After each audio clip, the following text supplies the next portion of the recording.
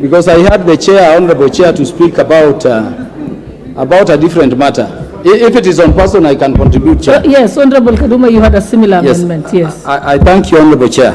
Honorable Chair, I would agree with the committee to delete the definition of person for the reason, Honorable Speaker, that the definition proposed states that in the case of an individual, a reference to a relative, a person includes a reference to a relative as defined in section 26, subsection 5, and on that section 26, subsection 5 is a provision of the Income Tax Act.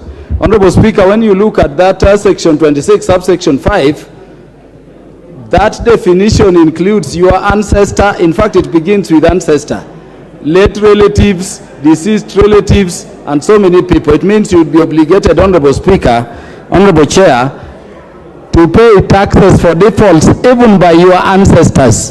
And for that, I agree with the committee that it be deleted.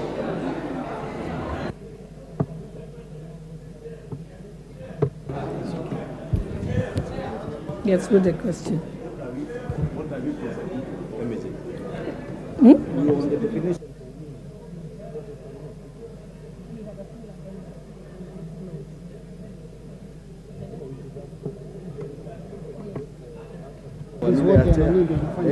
Yes, let's go to the next one.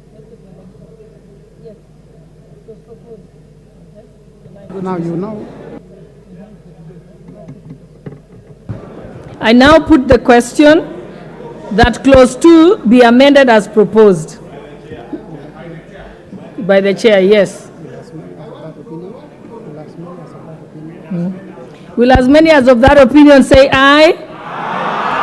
Will as many as of the contrary opinion say nay?